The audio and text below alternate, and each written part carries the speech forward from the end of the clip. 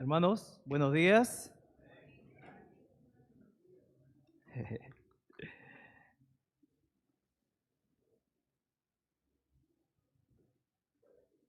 Bien, vamos a orar.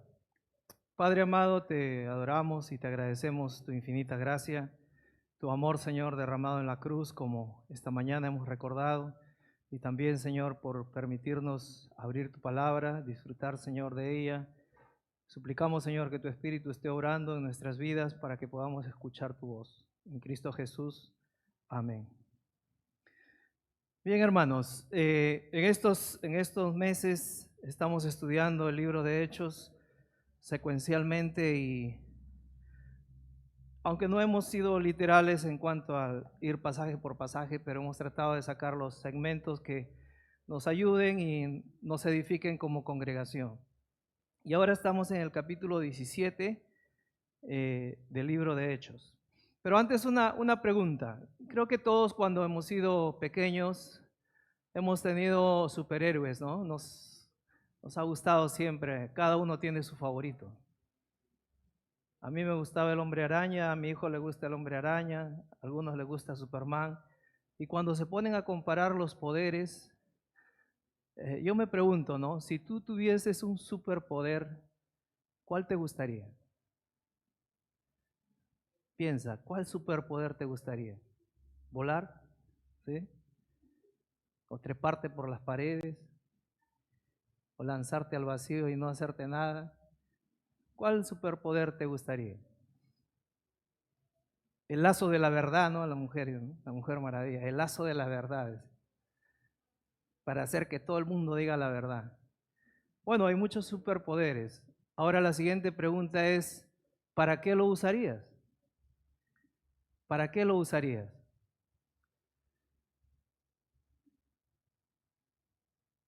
Tal vez estamos pensando en algún beneficio personal, ¿no? Si tuviese un superpoder, pues lo primero que haría sería conseguir buenos recursos y hacerme el hombre más rico y poderoso de la tierra, ¿no? Qué sé yo.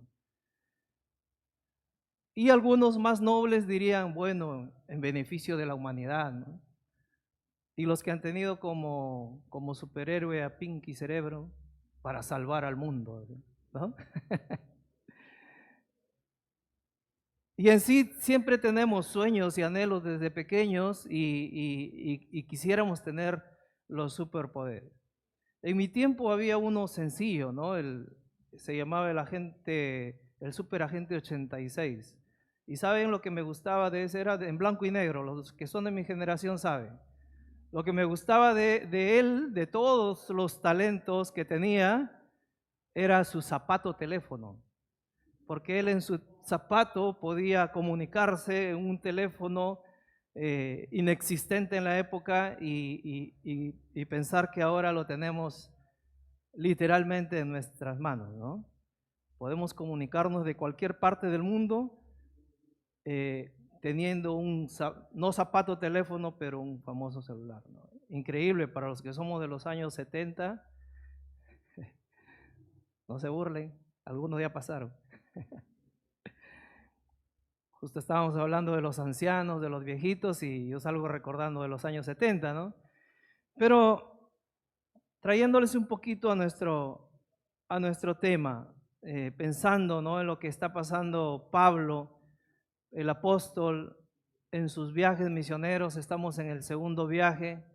Eh, Él ha venido, recuerden, en la semana pasada él estaba en el capítulo 16 en Filipos, y en Filipos, ¿qué pasó? Lo apresaron, ¿no?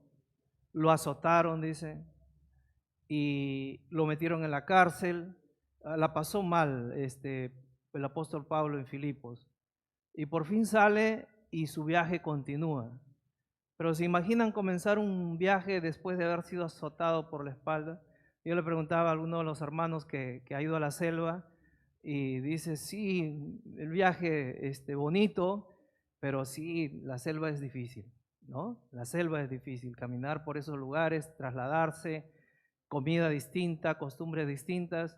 Entonces, yo me imagino al apóstol Pablo y a Silas, después de haber sido azotados, dice que el carcelero le curó las heridas, ¿no? O sea, que estaban lacerados en algunas partes del cuerpo, de hecho que en la espalda, pero me imagino que los tobillos también, porque estaban atados con cadenas al cepo. Y ahora imagínense emprender un viaje a donde vamos a ir en este momento, pocas horas o días después, va a ser difícil el camino de Pablo. Así que Pablo se dirige a Tesalónica. Abran sus Biblias y vamos a mirar allí en la palabra de Dios qué es lo que nos dice el capítulo 17. Como son solamente 15 versículos, vamos a leerlos de corrido. Traten de grabar las escenas, en algunas de ellas nos vamos a detener, en otras simplemente vamos a hacer alguna referencia nomás. Capítulo 17, versículos del 1 al 15, dice el subtítulo El alboroto en Tesalónica. Pasando por Anfípolis y Apolonia, llegaron a Tesalónica, donde había una sinagoga de los judíos, y Pablo, como acostumbraba, fue a ellos y por 3 días de reposo discutió con ellos, declarando y exponiendo por medio de las Escrituras que era necesario que el Cristo padeciese y resucitase de los muertos, y que Jesús, a quien yo os anuncio, decía él, es el Cristo. Y algunos de ellos creyeron y se juntaron con Pablo y con Silas, y de los griegos piadosos gran número y mujeres nobles no pocas. Entonces los judíos que no creían, teniendo celos, tomaron consigo algunos ociosos, hombres malos, y juntando una turba alborotaron la ciudad, y asaltando la casa de Jasón procuraban sacarlos al pueblo. Pero no hallándolos, trajeron a Jasón y algunos hermanos ante las autoridades de la ciudad, gritando: estos que trastornan el mundo entero también han venido acá, a los cuales Jasón ha recibido. Y todos estos contravienen los decretos de César, diciendo que hay otro rey, Jesús. Y alborotaron al pueblo y a las autoridades de la ciudad, oyendo estas cosas. Pero obtenida fianza de Jasón y de los demás, lo soltaron. Pablo y Silas en Berea. Inmediatamente los hermanos enviaron de noche a Pablo y a Silas hasta Berea, y ellos, habiendo llegado, entraron en la sinagoga de los judíos. Y estos eran más nobles que los que estaban en Tesalónica, pues recibieron la palabra con toda solicitud, escudriñando cada día las Escrituras para ver si estas cosas eran así. Así que creyeron muchos de ellos, y mujeres griegas de distinción, y no pocos hombres. Cuando los judíos de Tesalónica supieron que también en Berea era anunciada la palabra de Dios por Pablo, fueron allá y también alborotaron a las multitudes. Pero inmediatamente los hermanos enviaron a Pablo que fuese hacia el mar, y Silas y Timoteo se quedaron allí. Y los que se habían encargado de conducir a Pablo lo llevaron a Atenas, y habiendo recibido orden para Silas y Timoteo de que viniesen a él lo más pronto que pudiesen, salieron. En el contexto en que vivimos en nuestros días, no podemos pasar por desapercibido la situación en Israel y la guerra que hay en la Franja de Gaza. Y Carmencita, ¿puedes poner el mapa de Israel? Y en estos días, no sé si ustedes, yo he tratado de seguir algunas de las noticias que pasan ahí. Estaba preparando el tema y bueno, he aprendido sobre todo el tema geográfico. Ahora ya sé de memoria que Egipto está al sur, Jordania, Cisjordania, donde dice Jerusalén, la parte anaranjada, es ocupado por palestinos en esa zona, y al norte con el Líbano, que es un país probablemente con mucha cantidad de grupos terroristas, y Siria a la derecha. Casi todos los países que están alrededor están en conflicto con Israel. O sea, Israel está rodeado de puros enemigos, a excepción de Egipto. El resto de países, todos abiertamente están casi con una guerra declarada a Israel. ¿No? La situación, como ustedes, algunos de ustedes de repente o todos ya saben, ya hay más de 4.000 muertos en el lado de los palestinos, y un promedio de 1.500 muertos en el 7 de octubre en la parte de Israel. Hay 200 a 250 rehenes ahora y todos los días hay bombardeos, hay sirenas. Todos estos países han parado sus actividades y el mundo está en zozobra. Porque no es solamente el conflicto allí, sino el conflicto se está extendiendo a todo el mundo, a todo el mundo. Tanto Estados Unidos como Israel ya pidieron que saquen, que salgan de los países donde hay amenaza de terrorismo, y cualquier país en Europa está en esa situación. Inclusive Argentina, donde hay una buena cantidad de musulmanes, hay alerta por los que son norteamericanos o que son israelíes, y sus respectivos autoridades les han pedido que salgan. Nuestros hermanos que nos visitan están bien. En Perú está calmada la cosa, gracias a Dios está calmada, aunque no hemos sido ajenos a eso, ¿no? Hay, me parece, 2 o 3 peruanos que han muerto. 2 de ellos uno de ellos integraba el ejército de Israel, de raíces judías, pero peruano de nacimiento. Vive allá, enrolado en el ejército, y murió. Más o menos he tratado de ponerle en contexto de lo que está pasando en la actualidad. No sé que ustedes por las noticias pueden seguir, y es realmente cruel esta guerra que se está viviendo. Como les digo, no solamente afecta a Israel y a Gaza o a los palestinos, sino está trascendiendo a todo el mundo. Y la economía obviamente va a sufrir estragos en todos los países. Esa es la realidad. Ahora, vayamos al contexto de Pablo y dónde se está moviendo. Pablo está saliendo por el norte, por Líbano más o menos, y está yendo desde Antioquía a diferentes lugares, ha llegado a Filipos, y el contexto de la época no es muy distinto al de ahora. En los días de Pablo, Israel no tenía su tierra propia, a pesar que habitaban ahí, pero había muchos que estaban dispersos en diversas ciudades alrededor, inclusive otros a países más lejanos. Y recuerdan que en ese tiempo, ¿quién dominaba las tierras de Israel y de los alrededores? El imperio. Ahí está, sí están, no se han dormido como dice Antonio. El imperio romano era el dominante y había puesto gobernadores, reyes, pequeños reyes ahí para manipular y gobernar bien esos lugares, pero todos eran países, tribus oprimidas, subyugadas por el imperio romano. Y en ese contexto es que Pablo se está moviendo.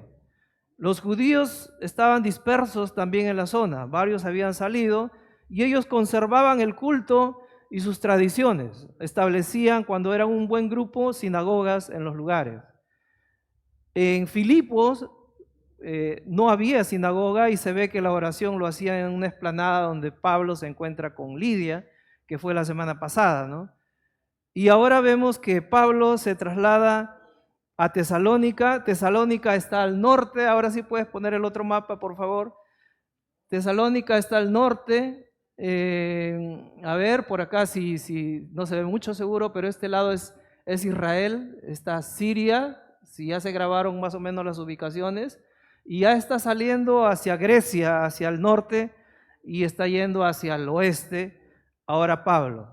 Ahora, las distancias son interesantes, ¿no? De Filipos, donde fueron azotados y encarcelados, hasta Tesalónica hay un aproximado de 160 kilómetros. 160 kilómetros a pie son 3 días de camino. Recuerden, ¿cuáles son las circunstancias que Pablo está con Silas? ¿Recuerdan cómo están ellos? De Filipo salieron azotados, ¿no? Adoloridos. Y encima hubo un terremoto también, ¿no? Pero Dios los cuidó y los protegió ahí. Y sus heridas han sido curadas por el mismo carcelero. Pero está yendo a esta caminata de 3 días. Para las misiones sí se necesita un gran físico, ¿verdad? Así que deberíamos hacer buenos ejercicios si queremos salir de misiones. Es importante, ¿no? Si no nos quedamos en el camino. Así que si iban a lomo de bestia, un burrito por ahí que habían conseguido alquilado o algo así, tal vez podían ahorrar unas cuantas horas, pero por lo regular el viaje era a pie. El camino era bueno, los historiadores dicen que ese era el camino de Ignacia, se llama, Vía Ignacia, que ese era un empedrado que los romanos habían hecho para poder transitar bien con sus carros que ellos tenían. Entonces son 3 días de caminos hasta Tesalónica, bastante difícil, y cuando llegan a Tesalónica dice que estaban por 3 días de reposo en la sinagoga. Donde había una sinagoga judía, Pablo llegaba. Recuerden que él era judío de nacimiento y de la casta de los fariseos, ¿no? Antes de encontrarse con Cristo. Así que en esas ciudades fueron bien recibidos en las sinagogas, pero después de 3 semanas, cuando hubo resultados de la predicación que hizo Pablo, hay reacciones. Hay un grupo de los que creían, tanto judíos como griegos, y seguían a Pablo y a Silas escuchándoles en sus enseñanzas, pero los otros no. Entonces estaban los alborotadores. Y Pablo creo que también y el grupo que le acompañaba aprendieron, ¿no? Porque recuerden, antes ellos habían sido apedreados. Pablo casi muere ahí. Inclusive lo dieron por muerto y lo dejaron. Pero el Señor lo reservó y salió. En Filipos otra vez fue capturado, azotado, metido en la cárcel. Aquí en Tesalónica y en Berea creo que Pablo también aprendió un poco la lección. Hay que ser un poco astutos, hábiles, sabios para salir de esas circunstancias, ¿no? Y acá, con la ayuda de los hermanos, dice que no, cuando fueron a buscarlo no lo encontraron. Y encontraron a Jasón, que era el discípulo que los albergaba y los recibió en su casa o en el mesón, en el lugar donde se hospedaron. Y Jasón y el grupo pequeño de discípulos fueron los que fueron a parar a la cárcel allí, ¿no? Se pagó una fianza y salieron. Ese es el contexto. Ellos aprendieron de la experiencia y rápidamente tuvieron que salir en el momento apropiado. Pero lo importante es por qué sucedieron estas cosas tanto en Tesalónica, en Berea y en los otros lugares donde ellos iban y predicaban la palabra de Dios. ¿Qué es lo que polarizaba al grupo a donde ellos llegaban? ¿A dónde llegaban? A las sinagogas. Estaban entre judíos, ellos eran judíos, aunque Timoteo no, pero andaba con ellos. Dentro de la sinagoga habían griegos que apreciaban la enseñanza de los judíos. Ellos querían escuchar, de alguna manera tenían temor de Dios. Varios estaban en ese contexto. Y la sinagoga tenía de ambos, tanto judíos como griegos. Entonces, mi tema se llama de la muerte a la victoria. De la muerte a la victoria. Justo Antonio nos mencionaba, ¿no?, que para los musulmanes, para ellos es tan desagradable pensar en un Mesías o en alguien que muere en una cruz y tomarlo como un gran líder, ¿no? Para ellos es un gran fracaso. Pero vamos a ver lo que Pablo lleva como mensaje y hace que la gente reaccione. Y yo espero que ese mensaje que Pablo llevó hizo reaccionar tanto para los que creyeron como para los que no creyeron, sea un mensaje que en nosotros también despierte algo. Porque si el Espíritu de Dios no toca nuestros corazones con su palabra y no nos hace reaccionar, es como que llegamos y salimos por costumbre. Pero si la palabra es tal cual dice, viva y eficaz, entonces siempre opera algo en nuestras vidas. Siempre va a haber un antes y un después de Cristo, ¿no? Entonces agárrense de sus asientos listos porque el Espíritu los puede mover. Miren el versículo 2 y el versículo 3. Dice, y Pablo, como acostumbraba, fue a ellos y por 3 días de reposo discutió con ellos, declarando y exponiendo por medio de las Escrituras que era necesario que el Cristo padeciese y resucitase de los muertos, y que Jesús, a quien yo os anuncio, decía él, es el Cristo. El tema de Pablo era el Cristo, el Mesías, el ungido, el escogido, el Salvador. Todos esos son términos que se utilizan en el Antiguo Testamento y los judíos que escuchaban a Pablo lo entendían muy bien. El Cristo, el Mesías. En nuestro contexto cultural nosotros no hemos conocido esta terminología. Yo nací en un hogar católico tradicional, de vez en cuando a misa y alguna que otra costumbre en noviembre por Fray Martín de Porres. Ese era todo lo que tenía como religión. Y ¿cómo se llama? ¿El catecismo? No me acuerdo. Pero es donde se dan las letanías y los rezos, ¿no? Eso era todo el contexto que tenía.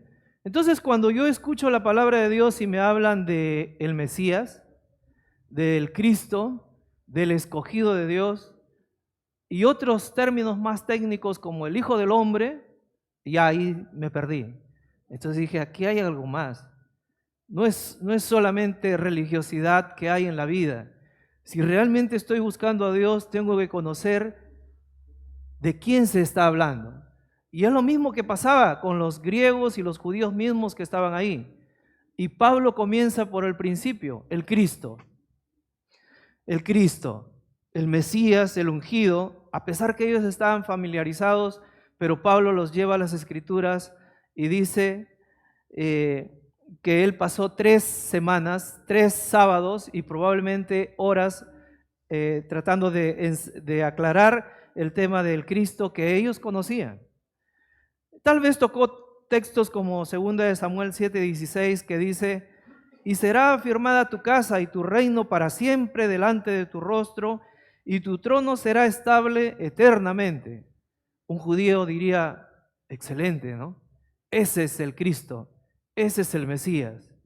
O Jeremías diría en 23:5, he aquí que vienen días, dice Jehová, en que levantaré a David renuevo justo, y reinará como rey, el cual será dichoso y hará juicio y justicia en la tierra. En sus días será salvo Judá, e Israel habitará confiado. Y este será su nombre con el cual le llamarán Jehová, justicia nuestra. Refiriéndose al Mesías, refiriéndose al Cristo, al rey que ellos anhelaban, al libertador tal cual Moisés lo fue, al profeta tal cual Isaías lo fue, o al rey tal cual David lo fue, ¿no? Esa es la calidad y la talla de Salvador o Mesías que el pueblo de Israel esperaba.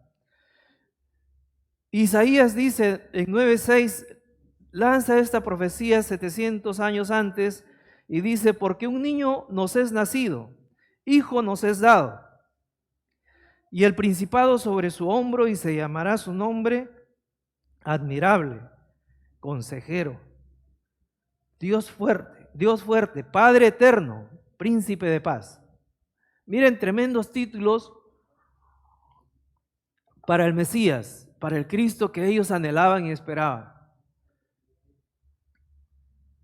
No estoy seguro si tocó todos estos textos, pero sí muchos de ellos que hablaban del Mesías y les hacía ver algo que ellos ya conocían y ellos se admiraban seguro de lo que él decía.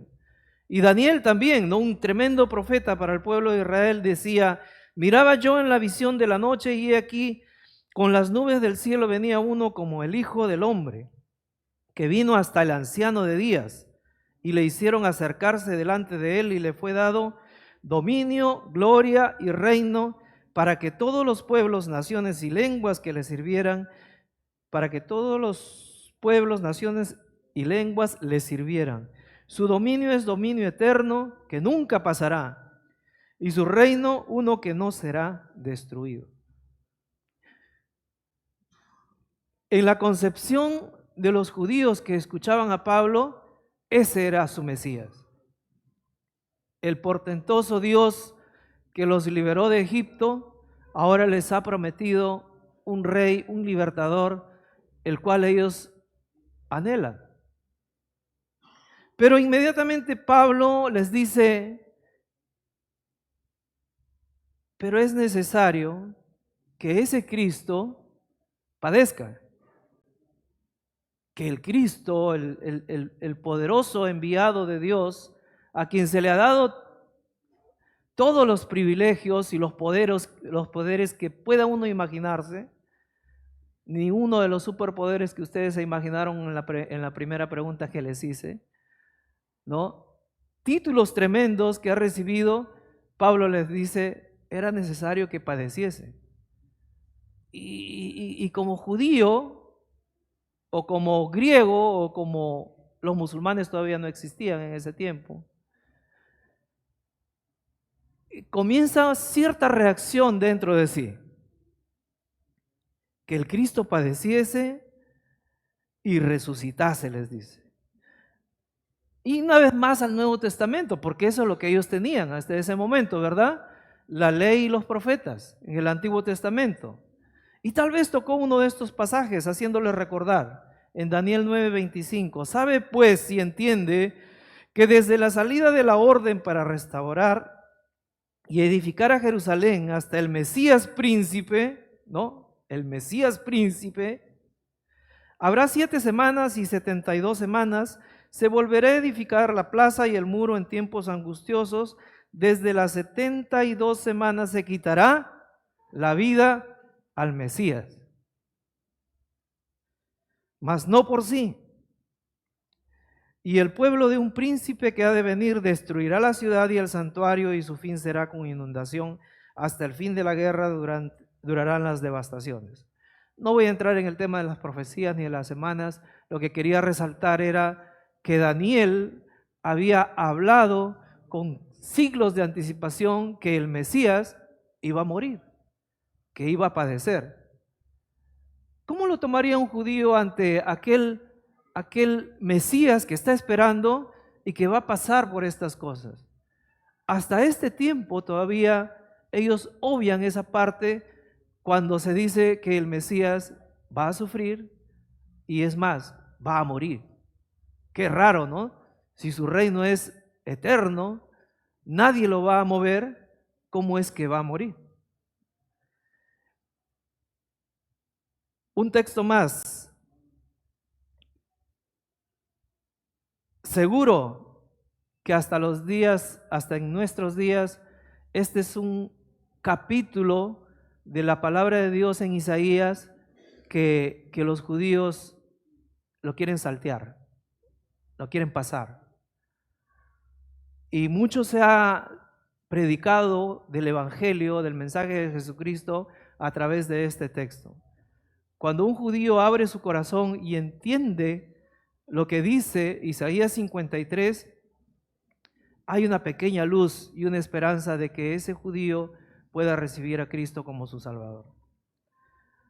Abran sus Biblias en Isaías 53 y ustedes pueden seguir la lectura ahí y pensar en aquel Mesías que Pablo está explicando acá y dice que el Cristo tiene que padecer y resucitar. Ustedes lo saben, pero quisiera leerlo esta mañana para que quede en nuestros corazones y recordar que el Mesías tuvo que pasar por esta situación. ¿Quién ha creído a nuestro anuncio y sobre quién se ha manifestado el brazo de Jehová? Subirá cual renuevo delante de él, y como raíz de tierra seca no hay parecer en él, ni hermosura. Le veremos, mas sin atractivo, para que le deseemos. Despreciado y desechado entre los hombres, varón de dolores, experimentado en quebranto, y como que escondimos de él el rostro, fue menospreciado y no lo estimamos. Ciertamente llevó él nuestras enfermedades y sufrió nuestros dolores, y nosotros le tuvimos por azotado, por herido de Dios y abatido. Mas él herido fue por nuestras rebeliones, molido por nuestros pecados. El castigo de nuestra paz fue sobre él, y por su llaga fuimos nosotros curados. Versículo 7, angustiado él y afligido, no abrió su boca, como cordero fue llevado al matadero, y como oveja delante de sus trasquiladores enmudeció y no abrió la boca. Versículo 10, con todo esto Jehová quiso quebrantarlo, sujetándolo a padecimiento. Cuando haya puesto su vida en expiación por el pecado, verá linaje, vivirá por largos días, y la voluntad de Jehová será en su mano prosperada. Verá el fruto de la aflicción de su alma y quedará satisfecho. Por su conocimiento justificará a mi siervo justo a muchos y llevará las iniquidades de ellos. Y tal vez este versículo 12 es el que ellos sí abrazan y quieren solamente que no existieran los otros 11, pero el 12 está bien. Por tanto, yo le daré parte con los grandes, y con los fuertes repartirá despojos, por cuanto derramó su vida hasta la muerte y fue contado con los pecadores, habiendo él llevado el pecado de muchos y orado por sus transgresores. O sea, la parte de victoria sí, pero la parte de sufrimientos, y como ellos atribuyen a la derrota de la cruz, no. Y Pablo los lleva. Este era el centro de su mensaje, que el Mesías, al cual ellos conocen por todo el Antiguo Testamento, quieren verlo a ese Mesías triunfante, reinando, poderoso, avasallando a sus enemigos, pero no sufriente y mucho menos muerto. Hasta ahí yo digo, Pablo les explicó por la misma palabra lo que dice la ley y los profetas. Así que ellos, de alguna manera, miren, son tres cosas que él dijo. El Cristo, que el Cristo era necesario que padeciese y resucitase, pero la última parte es lo que hace reaccionar a ellos. Tal vez un sábado por cada punto, pero la otra cosa que él compartió con ellos en el versículo 3 dice, y que Jesús, a quien yo os anuncio, decía él, es el Cristo. Algo similar pasó con Jesús delante de Anás y Caifás. Ellos trataban de acusarle, de tratar que él diga que es rey. Ellos trataban de que los testigos falsos, la verdad que tenían, que era una falsedad, sea evidente de tal manera que Jesús pueda ser sentenciado. Pero solamente ellos reaccionaron cuando Jesús dice, porque el Hijo del Hombre, ese título de Hijo del Hombre, ese lo usó Daniel, no lo hemos leído. Ese es un título dado al Mesías que los judíos esperaban. Y dice que cuando el sumo sacerdote escuchó que Jesús está asumiendo que es el Hijo del Hombre, dice que él rasgó sus vestiduras y arremetió contra Jesús y dijo, ¿qué más prueba quieren? Él mismo se ha hecho el Mesías. Es digno de muerte. Y cuando Pablo dice, y Jesús, a quien yo les anuncio, es el Cristo, varios creyeron. Dice aquí, ¿no? Varios de los judíos mismos creyeron por la palabra de Dios y por el Espíritu Santo que obró en sus corazones. Varios de los griegos también creyeron, temerosos de Dios, al escuchar el Evangelio, al escuchar que Jesús es el Mesías que esperaban para salvación. Entonces varios creyeron, pero otro grupo se llenó de ira. Y tal vez eran unos pocos, ¿no? En la escena yo me imagino a ellos airados, enojados, al ver que muchos abrazaban la fe de Jesucristo y salieron del lugar. Pero el corazón de ellos dice que estaba cargado de celos. ¿Y a dónde se fueron? A la plaza, a buscar, dice, hombres ociosos, vagos, hombres malos, dice aquí el texto también. Y armaron una turba y fueron al lugar donde se hospedaba Pablo y compañía. ¿Qué tal reacción cuando alguien escucha que Jesús es el Cristo? Unos creen, pero otros se llenan hasta de odio y de ira. Hasta cierto modo, Pablo es un poco comprensivo ante la situación, porque recuerden, él antes era un perseguidor de la iglesia. Él perseguía a los discípulos de Cristo. Y acá está sucediendo algo similar, así que Pablo entiende lo que está pasando y ¿qué hace? Ya pues, ya predicaste, ya muchos se convirtieron y ahora es hora de alejarse de la situación. Pero estos hombres no pararon, ¿no? Fueron hasta el lugar donde se hospedaba y a los que estaban con él, los que lo habían alojado, a ellos los capturaron. Este mensaje que Pablo da, el Cristo que había de venir, era necesario que padeciese. Y como dice Isaías ahí, que padeciese por nuestros pecados. Y no solamente que padeciese, sino que iba a morir por nuestros pecados.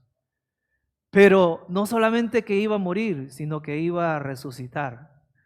Y es la resurrección lo que a ellos les movía en sus cabecitas, los trastornaba y los alocaba. No puede ser.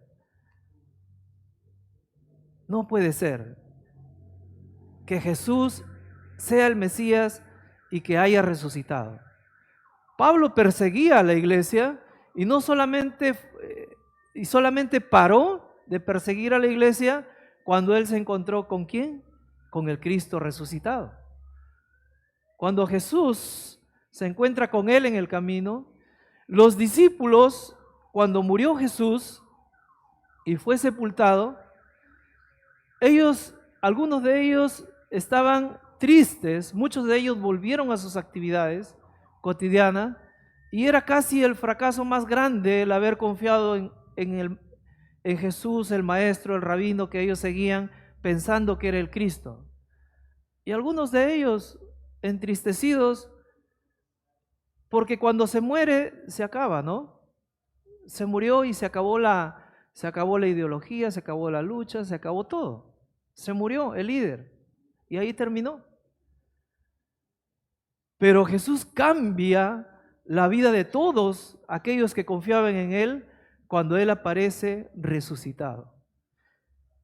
Por eso es de la muerte a la victoria, es distinto. Todos los otros profetas y todas las otras religiones tienen una fe en alguien muerto, en Mahoma, en cualquier otro. Es gente que murió.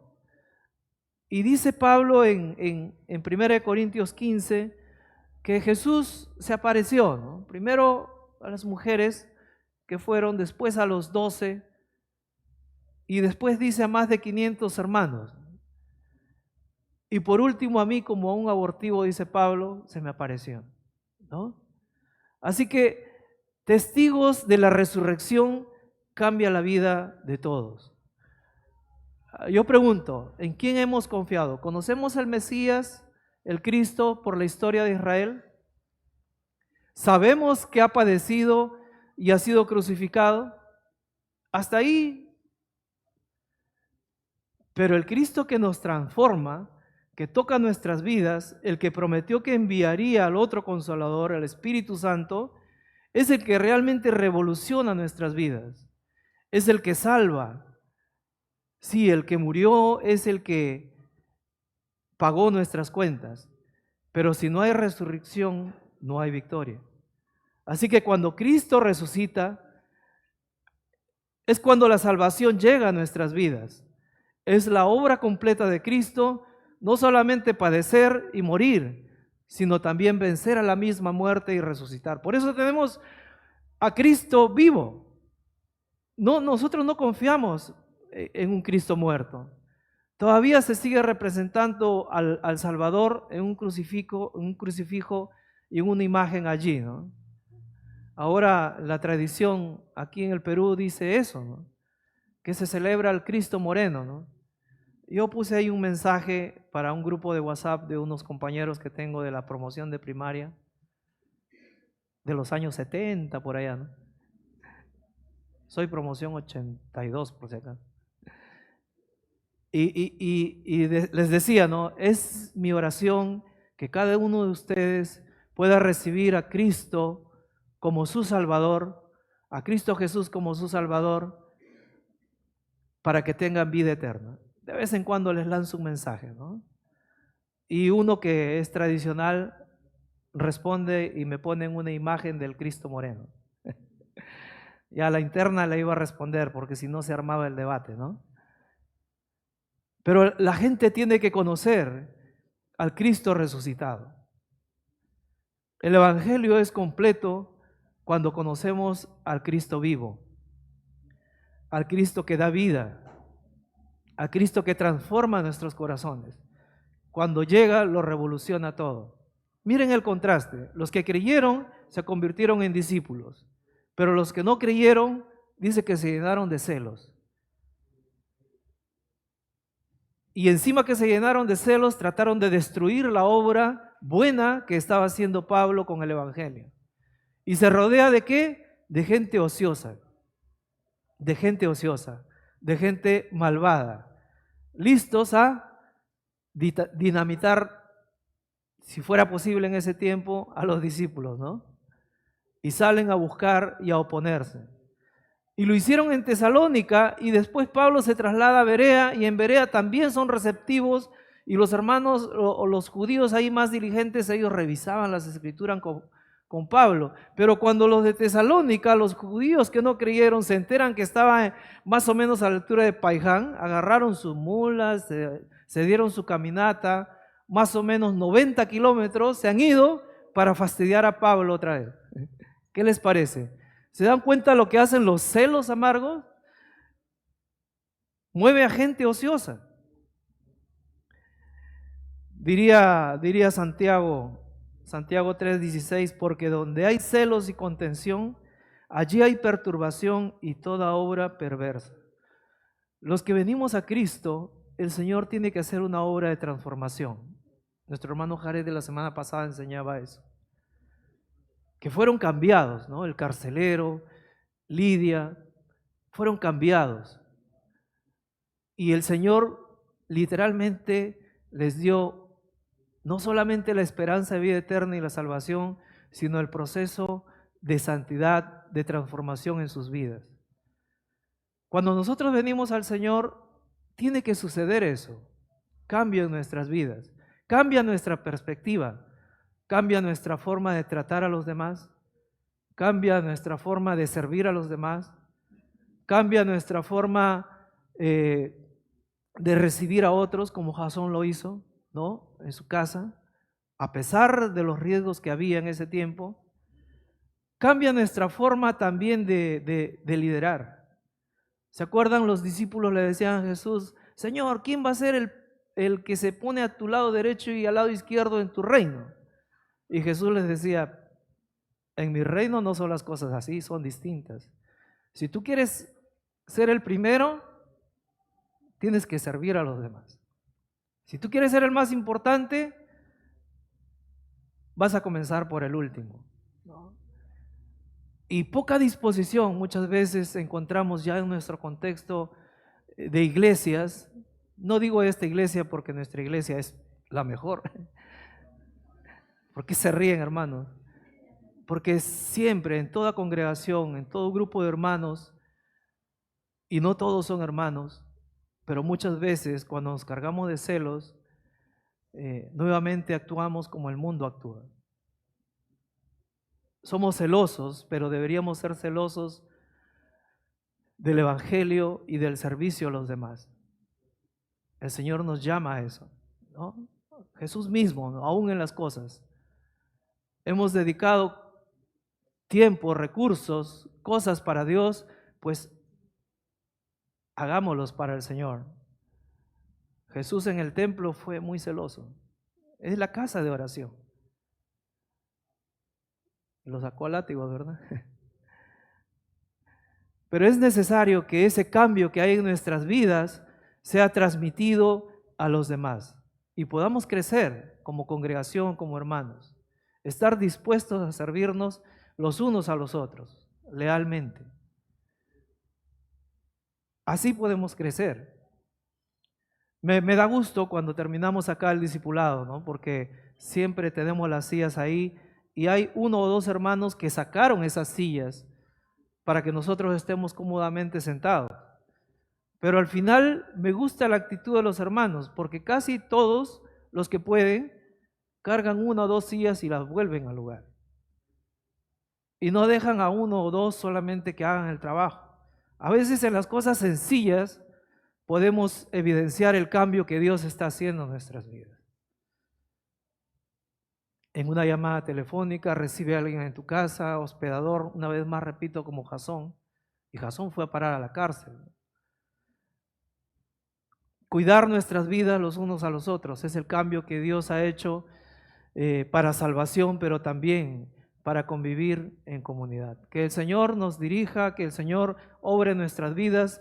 Si no conoces a Cristo, el Salvador, ahora escuchaste que Él sufrió y murió por ti y por mí, pero que también resucitó. Que también resucitó. Los celos dañan, los celos matan, dicen. Cuando estaba niño, con esto termino, me picó una avispa, vino directo la avispa y me picó al lado del ojo. Y mi cara se hinchó así.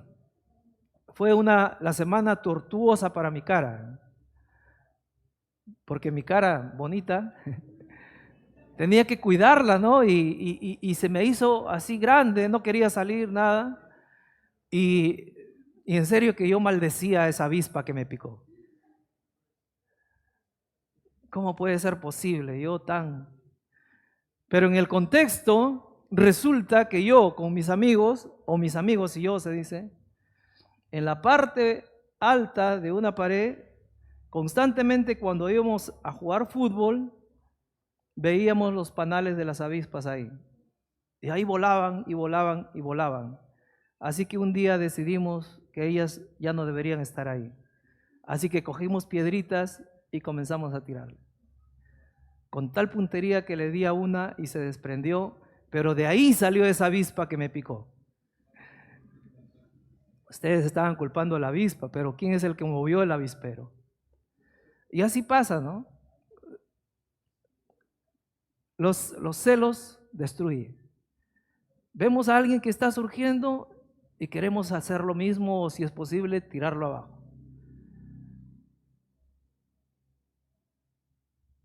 Y después culpamos a los otros, ¿no? Pero somos nosotros los que movimos el avispero, ¿no?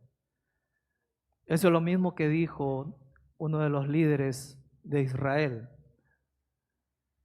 Jamás entró a Israel y mató a más de 1000 personas. Los torturó y los masacró. Ahora ellos responden y están matando a más de 4000 y probablemente la lista va a ser larga. La ira, los celos han movido a gente ociosa y mala y han generado un gran conflicto.